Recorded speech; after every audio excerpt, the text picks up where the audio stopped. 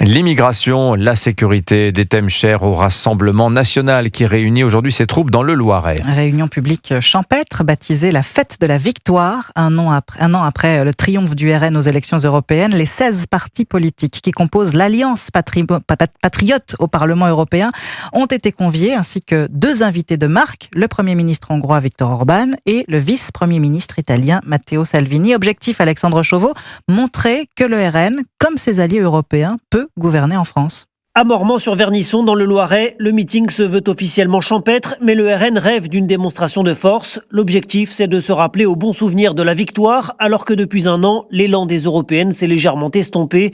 2 élections partielles perdues et surtout la condamnation en première instance de Marine Le Pen, qui pourrait la rendre inéligible en 2027. Aux côtés de ses alliés européens, le parti entend ainsi démontrer que si la route du pouvoir est toujours barrée en France, les idées du RN gouvernent ailleurs en Europe.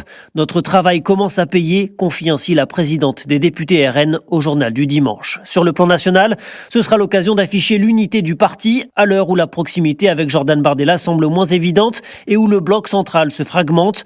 Marine Le Pen multiplie d'ailleurs les coups à l'égard de François Bayrou comme de Bruno Retailleau. Le premier est menacé de censure en cas de mauvais budget. Le second est pointé du doigt pour ses mesures jugées inefficaces pour enrayer l'immigration et l'insécurité. Alexandre Chauveau du service politique d'Europe 1.